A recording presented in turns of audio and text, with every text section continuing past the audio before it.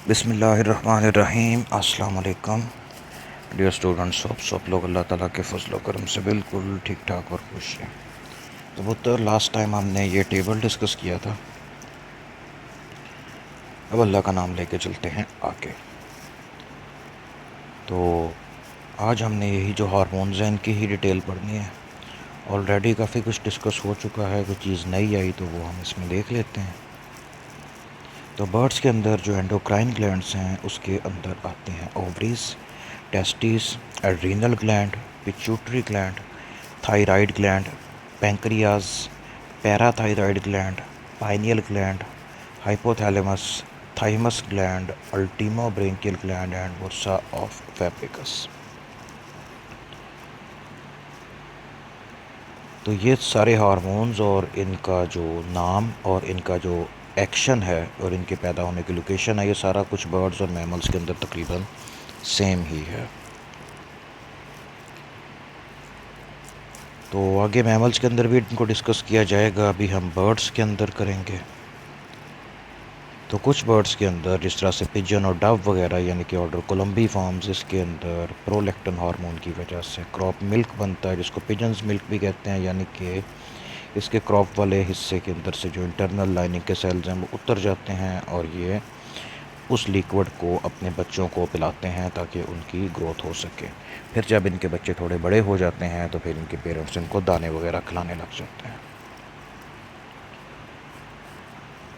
इसके अलावा परिंदों के अंदर जो नेस्टिंग बिहेवियर और पेरेंटल बिहेवियर यानी कि परिंदों का जब रिप्रोडक्टिव सीज़न आता है ना, तो बहुत सारे परिंदे तभी अपना नेस्ट बनाते हैं। तो नेस्टिंग के केस के अंदर या तो फीमेल या कुछ स्पीशीज़ के अंदर दोनों पेरेंट्स मिल के नेस्ट बनाते हैं। तो इसका हम के अंदर एस्ट्रोजन वगैरह वो भी इन्वॉल्व होता है। और बर्ड्स के पेट के नीचे एक हिस्सा होता है, इसको इंक्यूबेशन पैच या ब्रूड पैच कहा जाता है, जिससे हीट दे के ये अपने अंडों को इंक्यूबेट करते हैं। मतलब इस तरह मुर्गी अंडों के ऊपर बैठी होती है तो उसके पेट का एक हिस्सा होता है जिसको ब्रूड पैच कहते हैं। तो उसका कांस्टेंट टेम्परेचर रहता है, इस वजह से उसके अंडे उससे गर्म रहते हैं। तो बर्ड्स के केस के अंदर ये जो टेम्परेचर की रेंज है ये 33 से लेके 37 डिग्री सेंटीग्रेड होती है। याद रखना कि एक रूल है सारे बर्ड्स के लिए भी और इवन रेप्टाइल्स के लिए भी, जो मगरमच्छ और कछुए वगैरह के अंडे होते हैं, सांप के। तो अब ये टेम्परेचर की रेंज है 33 से लेके 37 तक। इसमें लोअर रेंज बनती है 33 डिग्री सेंटीग्रेड अगर through out the incubation period, for example 40 दिन के बाद बच्चे निकलने हैं। 40 दिन ही अगर टेम्परेचर 32-33 इसके आसपास रहेगा तो अंडों से जो बच्चे निकलेंगे वो सारे के सारे फीमेल्स होंगे। अगर टेम्परेचर अपर रेंज के पास यानी कि 37-38 के आसपास रहे तो उसके अंदर से जितने भी बच्चे निकलेंगे वो सारे के सारे मेल्स होंगे।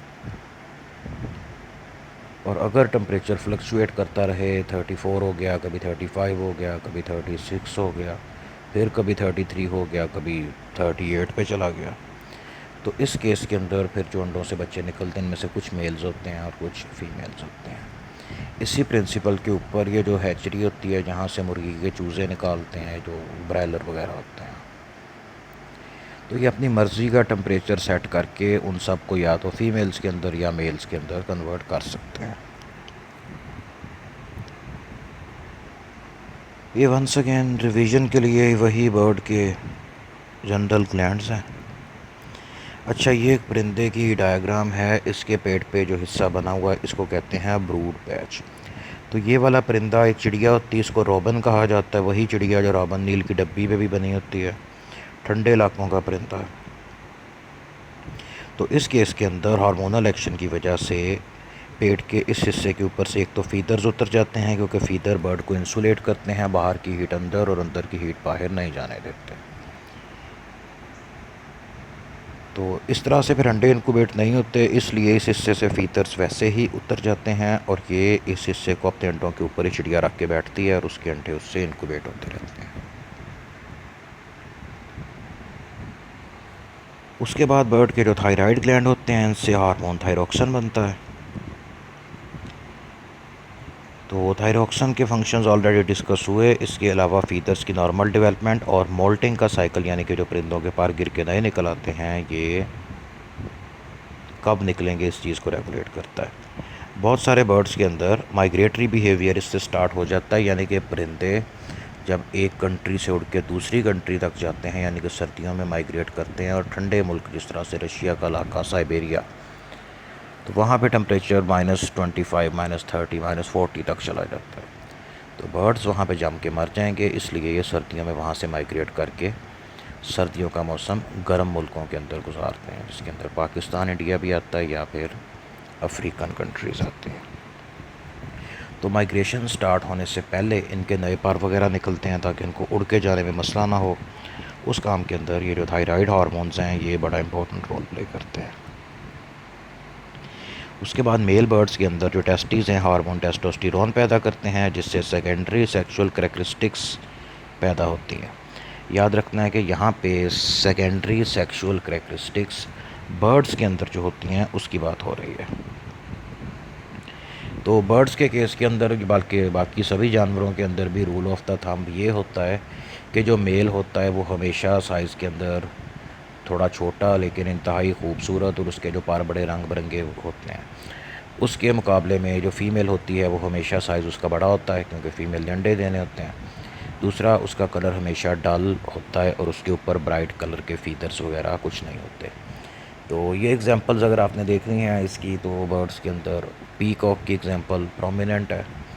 तो पीकॉक के केस के अंदर वो जो लंबी टेल वाला होता है वो मेल होता है, जो कि ब्लू ग्रीन कलर का होता है, और उसकी मेटेलिक प्लूमेज होता है, उसके पर धूप में चमकते भी हैं। उसके बरक्स जो फ़ीमेल होती है उसका कलर मिट्टी के कलर जैसा होता है और उसकी कोई लंबी टेल वगैरह नहीं होती। इसी तरह से बहुत सारी स्पैरोज़ हैं इसके अंदर, और बर्ड्स का एक ऑर्डर, उसका ऑर्डर फेजिनाइटी कहा जाता है, जिसके अंदर फीजेंट आते हैं, यानी कि हर तरह के सुरखाब जिनको कहा जाता है। तो उसमें भी मेल हमेशा कई कलर्स का और बहुत चमकीला, और फीमेल हमेशा डाल कलर्ड होती है। तो ये मेल्स के सेकेंडरी सेक्स करैक्टर्स हैं, यानी कि उनके खूबसूरत चमकीले पर। दूसरा, कॉम्ब कहते हैं कलगी को, जिस तरह मुर्गे के सर के ऊपर कलगी होती रेड कलर की, उसको कॉम्ब कहा जाता है। और स्पर ये जो देसी मुर्गे होते हैं या जिनको सील मुर्गे कहते हैं, इनकी टांगों पे ना वो लंबे लंबे स्ट्रक्चर होते हैं पॉइंटेड, जिस तरह से उनको उर्दू में तो कील कहा जाता है। तो ये उनको ऑफेंस एंड डिफेंस में काम लेके आते हैं, यानी कि रिप्रोडक्टिव सीज़न में दूसरे मेल्स को मारने के लिए ये उन कीलों को यूज़ करते हैं। तो जिन लोगों ने मुर्गा वगैरह सील मुर्गे रखे हैं उनको पता है कि ये उसको मतलब कि बड़ी ज़ोर से मारते हैं और बाज़ औक़ात उससे इंसानों को भी ज़ख्मी कर देते हैं, उनकी आंखें निकाल देते हैं। और लड़ाइयों में जब मुर्गों की लड़ाई करवाई जाती है, वैसे तो आजकल इस पर पाबंदी है, लेकिन लोग फिर भी लगे होते हैं छुप के। तो असील मुर्गों की जब लड़ाई करवाई जाती है तो पाकिस्तान वगैरह के अंदर रूल ये होता है कि उसके वो जो स्पर्स होते हैं, उसकी टांगों पे कील जो होते हैं, उनके ऊपर या तो उनको मतलब कि वैसे ही ब्लेड से काट दिया जाता है, या उनके ऊपर कपड़ा लपेट दिया जाता है ताकि दूसरे मुर्गे को लड़ते लड़ते ही ख़त्म ना कर दें। लेकिन बाहर की कई कंट्रीज़ में भी मुर्गे लड़ाए जाते हैं, जिसके अंदर इंडोनेशिया और मलेशिया सरफ़हरिस्त हैं। तो उनके मैच डेथ मैच होते हैं, कि मतलब मैच तब ख़त्म होता है जब एक मुर्गा दूसरे मुर्गे को जान से मार देता है। तो वो बाकायदा स्पर्म जिसके होते हैं, स्पर्स, इसको रेती से जिस तरह ये ख़वातीन अपने नाखून तेज़ करती हैं, ऊपर से गोल करती हैं, उसको तीखा करते रहते हैं रगड़ रगड़ के, ताकि ना मैच का फ़ैसला जल्दी हो जाए। तो ये सारे के सारे करैक्टर बहरहाल, ये जो चमकीले पर होते हैं, या सर के ऊपर कलगी होती है, या जो कील वगैरह होते हैं, किसी परिंदे की टेल बड़ी फैंसी है, ये सारे अपोजिट सेक्स यानी कि फ़ीमेल बर्ड को अट्रैक्ट करने के लिए होते हैं। उसके बाद आते हैं बर्ड्स के अल्टीमो ब्रेंकियल ग्लैंड। ये छोटे और पेयर्ड स्ट्रक्चर होते हैं और इसकी गर्दन में पाए जाते हैं। इनका काम होता है कैल्सीटोनन सेक्रेट करना, और कैल्सीटोनन ब्लड के अंदर कैल्शियम कंसनट्रेशन को रेगुलेट करता है। बर्ड्स के लिए ये काम इसलिए भी लाजमी है कैल्शियम कंसनट्रेशन वाला, क्योंकि बर्ड्स जो अंडे देते हैं उसका शेल कैल्शियम कार्बोनेट का बनता है, और अगर बर्ड्स की डाइट के अंदर कैल्शियम कम हो, जिस तरह लोगों ने घर में वो ऑस्ट्रेलियन तोते ये वो चीज़ें रखी होती हैं, तो इनको साथ वो कैल्शियम का एक पीस भी रख के दिया होता है इनके दाने में, जिसको ये अपनी मर्ज़ी से थोड़ा बहुत खाते रहते हैं। अगर इनको कैल्शियम ना दिया जाए तो या तो ये अंडे देते ही नहीं हैं, या अगर अंडे दें तो उनके ऊपर शेल नहीं होता, सिर्फ मेम्ब्रेन होती है, यानी कि रिप्रोड्यूस नहीं कर सकते उसके बगैर। नेक्स्ट आता है bursa of Fabricius. Sac like structure है जो कि क्लोएका से ऊपर वाली साइड के ऊपर होता है, यानी कि जहाँ से परिंदे की टेल शुरू होती है वहाँ पे। डाइसेक्शन में आपको दिखा दिया जाएगा, छोटा सा होता है वैसे। तो बर्ड के अंदर मतलब जब एम्ब्रियोलॉजिकल डेवलपमेंट होती है उस दौरान इसका साइज़ काफ़ी बड़ा होता है, और बाद में ये जब चूज़े अंडे से निकल आते हैं तब इसका साइज़ छोटा होना शुरू हो जाता है।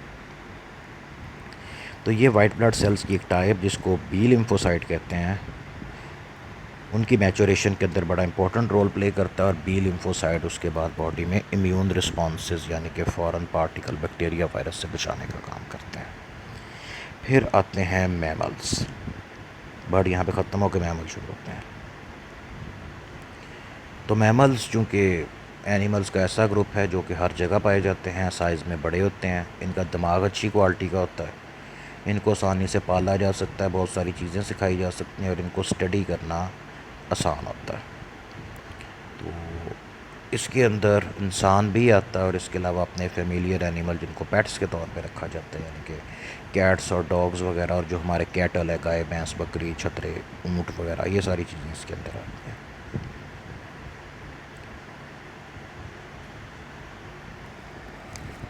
अल्हम्दुलिल्लाह। नेक्स्ट आते हैं मैमल के ग्लैंड। सबसे पहले आता है पिट्यूटरी ग्लैंड जिसको हाइपोफाइसिस कहते हैं, इसका साइंटिफिक नेम है।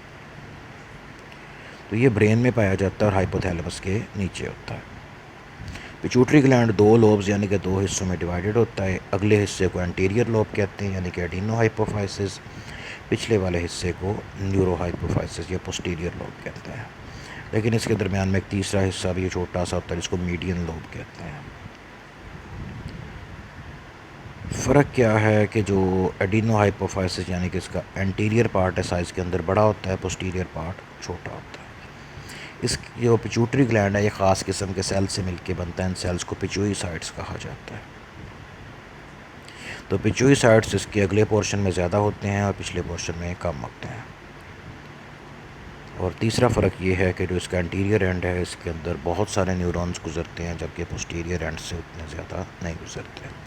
अब ये एक इंसान की यानी कि एक मैमल की डायग्राम है जिसके अंदर उसकी बॉडी में मौजूद डिफरेंट ग्लैंड्स दिखाए गए। तो इसको हाइपोथैलेमस सबसे ऊपर से देखना शुरू करें। ब्रेन में हाइपोथैलेमस है, उसके नीचे पिट्यूटरी ग्लैंड है, फिर आते हैं ब्रेन के अंदर ही साथ पाइनियल ग्लैंड, गले के अंदर थायराइड और पैराथायराइड ग्लैंड हैं, उसके बाद सीने में थोड़ा नीचे करके थाइमस ग्लैंड। फिर मज़ीद नीचे आ जाएँ तो दोनों किडनीज के ऊपर एक एक एड्रीनल ग्लैंड होता है, टोटल दो होते हैं। पेंक्रियाज है जो कि इंसुलिन वगैरह और ग्लूकागोन बना के देता है। फिर है ओवरीज और टेस्टिस जिनको गोनेड्स कहा जाता है। तो फीमेल के केस के अंदर ओवरीज होंगी जो कि एब्डोमिनल कैविटी में थोड़ा नीचे करके होती हैं, दो होती हैं लेफ़्ट और राइट पे। और सिमिलरली मेल्स के अंदर टेस्टिस होंगे जो कि दो होते हैं, और एक इंडिविजुअल के अंदर इन दोनों में से ओवरीज या टेस्टिस में से एक होगा। डायग्राम उन्होंने इसलिए इकट्ठी बनाई है कि मतलब एक जनरल इंसान की डायग्राम है, ये नहीं समझना इसको देख के कि एक इंसान में ये दोनों ही तरह के ऑर्गन्स पाए जाते हैं। खैर, तो मैमल्स के अंदर जो पिट्यूइसाइड्स हैं ये हार्मोन पैदा भी करते हैं और रिलीज़ भी करते हैं, लेकिन जो इसका एंटीरियर पार्ट है उसके हार्मोन्स अपने वो खुद से रिलीज़ करता है। जो इसका पोस्टीरियर पार्ट है इसका बज़ाते खुद कोई हार्मोन नहीं होता, ये हाइपोथैलेमस के बने हुए हार्मोन्स को रिसीव करता है, स्टोर करता है और ज़रूरत पड़ने पे उनको रिलीज़ भी कर देता है। तो हाइपोथैलेमस के मॉडिफाइड नर्व्स होते हैं जिनके जो सिरे होते हैं और बारीक बारीक ब्लड वेसल्स, ये एक छोटा सा डंडी की तरह का स्ट्रक्चर होता है, उसके अंदर से गुजरते हैं, और इस डंडी जैसे स्ट्रक्चर से ही जो पिट्यूटरी ग्लैंड है ये ब्रेन के साथ अटैच होता है। इस स्ट्रक्चर को इन्फंडिब्यूलम कहा जाता है। तो पिट्यूटरी ग्लैंड कई वर्टिब्रेट्स के अंदर, जिसके अंदर इंसान, परिंदे और सिटेशियन होता है मैमल्स का एक ग्रुप ऑर्डर सिटेशिया। इसके अंदर आती हैं वेल्स, डॉल्फिन्स यानी कि जो एक्वेटिक मैमल्स होते हैं वो वाले।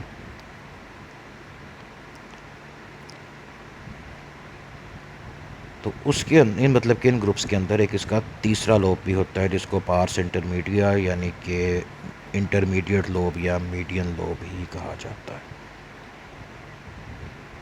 तो ये इंसानों के अंदर प्रोमिनेंट नहीं है, बर्ड्स के अंदर प्रोमिनेंट नहीं, वेल डॉल्फिन के अंदर नहीं, बाकी जितने भी रीढ़ की हड्डी वाले जानवर सब के अंदर ये होता है।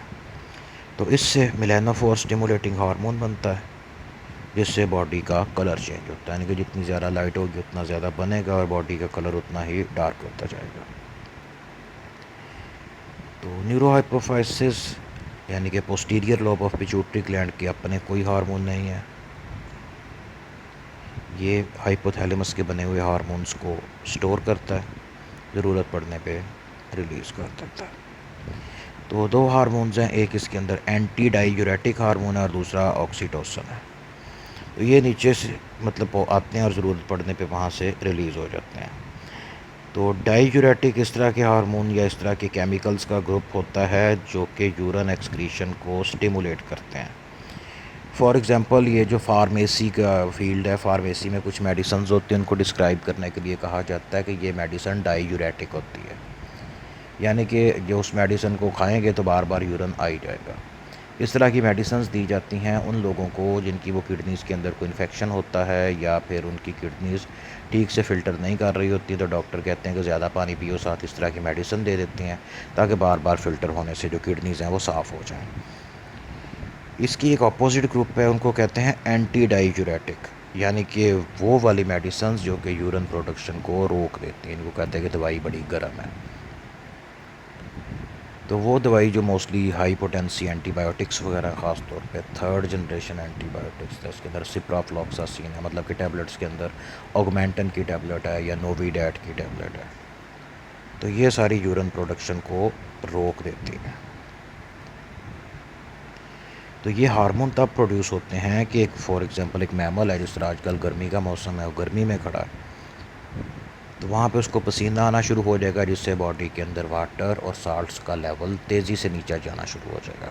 एक टाइम आता है कि हाइपोथैलेमस को पता चल जाता है कि ये एनिमल उस जगह से मतलब कि मूव भी नहीं कर रहा, और अगर ऐसे ही चलता रहा तो बहुत जल्दी बॉडी के अंदर क्रिटिकल लेवल से भी ये नीचे चला जाएगा। फिर हाइपोथैलेमस ये वाला हार्मोन प्रोड्यूस करता है जिसको एंटी डाइयूरेटिक हार्मोन या वैसोप्रेसिन कहते हैं। इससे यूरिन प्रोडक्शन बिल्कुल कम या फिर सिरे से ही बंद हो जाती है ताकि बॉडी के अंदर वाटर को रोका जा सके। इसका एक अपोजिट सिस्टम भी होता है, वो तब होता है कि जब आप गर्मी से हट के सुकून वाली जगह पे आ जाएं जहाँ पे पीने के लिए पानी भी है और टेम्परेचर भी ठीक है। तो फिर वो क्या करता है कि फौरी तौर के ऊपर जब बॉडी में पानी जाता है तो वेसल्स को दोबारा से फैला देता है, कंट्रिक्शन रोक देता है उसकी, और यूरिन प्रोडक्शन दोबारा से नॉर्मल हो जाती है। लेकिन याद रखना है कि डिहाइड्रेशन का वो स्टेप जहाँ पे आपको पसीना आना और यूरिन आना बंद हो जाए, वो क्रिटिकल लेवल होता है, और उसके थोड़ी देर के बाद ही बंदे को स्ट्रोक यानी कि बंदे का दिमाग शट डाउन हो जाता है और इससे बंदा मर भी जाता है। Be careful. बहुत ज़्यादा गर्मी में फिरने से परहेज़ रखें, और अगर मजबूरी है जाना ही है तो साथ अपने पानी की बोतल लाजमी रखें और उसको पीते रहें। तो उसके बाद आता है मैमल्स के अंदर ऑक्सीटोसिन। इसका इफ़ेक्ट होता है बॉडी के स्मूथ मसल्स के ऊपर, यानी कि वो मसल जो हमारे कॉन्शियस कंट्रोल के अंदर नहीं होते। तो ये यूट्रस या यूट्राई, यूट्रस की जमा को कहते हैं, यानी कि कुछ इस तरह के एनिमल्स होते हैं उनमें यूट्रस एक से ज़्यादा होती हैं। ये उसको कॉन्ट्रैक्ट करते हैं ताकि चाइल्ड बर्थ के प्रोसेस के अंदर आसानी हो। इसके अलावा मेमरी ग्लैंड्स को कॉन्ट्रैक्ट करते हैं इंटरनली, जिससे उनके अंदर जो मिल्क बना था, मिल्क प्रोलैक्टिन से बनता है, ऑक्सीटोसिन से वो रिलीज़ हो जाता है ताकि बच्चे उसको पिएँ और अपना गुजारा करें। तो एंटी डाइयूरेटिक हार्मोन और ऑक्सीटोसिन दोनों के बारे में कहा जाता है कि एवोल्यूशनरी प्रोसेस के दौरान ये दोनों हार्मोन एक ही एंसेस्ट्रल केमिकल से बने। उस केमिकल का इनिशियल फंक्शन था कि बॉडी के अंदर से वाटर लॉस को रोकना। एग्जांपल ये कि जो न्यूरो हाइपोफाइसिस है ये उन एनिमल्स के अंदर साइज़ में बड़ा होता है जो कि दुनिया में खुश्क इलाकों में रहते हैं, यहाँ पर पानी की बहुत ज़्यादा कमी होती है। तो वो वाले एनिमल जो कि पानी के अंदर या इस तरह के इलाके में रहते हैं जहाँ पे उनको पानी की कमी का सामना नहीं करना पड़ता, तो वहाँ पे न्यूरोहाइपोफाइसिस वाला जो पोर्शन है ये साइज़ के अंदर काफ़ी ज़्यादा छोटा होता है। इसके अलावा जो दोनों हार्मोन हैं यानी कि एंटी डाइयूरेटिक हार्मोन और ऑक्सीटोसिन, इन दोनों का स्ट्रक्चर भी सेम है, सिर्फ 2 अमीनो एसिड्स का फ़र्क होता है। फिर एडिनो हाइपोफाइसिस आता है, तो ये पिट्यूटरी ग्लैंड का ट्रू एंडोक्राइन पोर्शन है, यानी कि बजाते खुद अपने हार्मोन बनाता भी है और रिलीज़ भी करता है। टोटल इसमें से 6 हार्मोन्स बनते हैं और ये सारे के सारे पॉलीपेप्टाइड इन नेचर है। इन 6 में से 2 इनको कहते हैं कि ट्रू ट्रॉपिक हार्मोन, यानी कि वो हार्मोन जिनको बजाते खुद कोई फंक्शन स्टार्ट या स्टॉप नहीं करते। ट्रॉपिक हार्मोन एक अगले ग्लैंड को जाकर स्टिमुलेट करते हैं, फिर वो अगला ग्लैंड अपना खुद का हार्मोन पैदा करता है और उस हार्मोन से आगे जाके कोई रिएक्शन स्टार्ट या स्टॉप होता है। तो 2 नॉन ट्रॉपिक हार्मोन है जो ग्रोथ हार्मोन और प्रोलैक्टिन है। ग्रोथ हार्मोन GH या इसको सोमेटोट्रोपिन हार्मोन STH कहा जाता है। तो इसका कोई मखसूस टारगेट टिश्यू या टारगेट सेल नहीं होता है, बॉडी के सभी सेल्स के ऊपर जाके इक्वली एक्ट करता है, जिससे बॉडी के अंदर सारी में ग्रोथ होती है। अगर ये किसी एक स्पेसिफिक ऑर्गन को जाके एक्ट करे तो ऐसे होगा कि कोई बनता है उसके पाँव बड़े हो गए, बाकी बॉडी छोटे साइज़ की रह गई, या हाथ बड़े हो गए, बाजू लंबे हो गए, दोनों में से एक बाजू लंबा हो गया, एक छोटा हो गया। तो इस तरह की प्रॉब्लम्स को कवर अप करने के लिए ये जो ग्रोथ हार्मोन है बॉडी के हर सेल के ऊपर इक्वली एक्ट करता है। दूसरे लफ्ज़ों में आप ये कह सकते हैं कि ग्रोथ हार्मोन को पिकअप करने वाले रिसेप्टर बॉडी के हर सेल पे प्रेजेंट होते हैं। अच्छा, तो इसका काम ये है कि सेल डिवीज़न को प्रमोट करता है, जिससे इस बॉडी का साइज़ इंक्रीज़ हो जाता है। प्रोटीन सिंथेसिस को प्रमोट करता है ताकि बॉडी के अंदर नए सेल्स वगैरह बनाए जा सकें। इसके अलावा सेल डिवीज़न के लिए जो सामान चाहिए ना, यानी कि प्रोटीन्स, नया DNA, नया RNA और एंजाइम जो कि प्रोटीन के ही बनते हैं, वो सारी चीज़ें भी ग्रोथ हार्मोन के इफ़ेक्ट से बनती हैं। तो ये उत्तर यहाँ पे पिट्यूटरी ग्लैंड का स्ट्रक्चर दिया गया है। ऊपर हाइपोथैलेमस है। ये जो चीज़ लिखी है ना, इसको गौर से देख लें, पैरावेंट्रिकुलर न्यूक्लियस और सुप्रावेंट्रिकुलर न्यूक्लियस। इंटरव्यू के अंदर ना क्वेश्चन पूछा था एक बार उन्होंने मेरे से भी, और ये वो क्वेश्चन था कि जिसका किसी को आंसर नहीं आता था। मैं उससे एक दिन पहले ही BSc को यही लेक्चर पढ़ा के गया था, मैं लास्ट पे था। तो हर बंदा बाहर आके बताता था कि वो सबसे एक ही क्वेश्चन पूछ रहे हैं, थर्ड वेंट्रिकल कहाँ पे होता है, कि 2 वेंट्रिकल तो दिल में होते हैं, लेफ़्ट और राइट, थर्ड वेंट्रिकल कहाँ पे होता है। और दूसरा क्वेश्चन ये पूछ रहे हैं कि वो कौन सा मैमल है जिसके दिल में 5 खाने होते हैं, 4 की बजाय।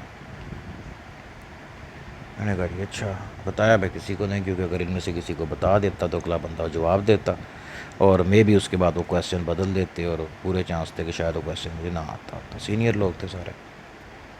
तो खैर लास्ट के ऊपर 10वें नंबर पे मैं गया था, और उन्होंने मेरे से पूछा कि थर्ड वेंट्रिकल कहाँ पर होता है। उनको बताया कि सर थर्ड वेंट्रिकल ब्रेन के अंदर होता है।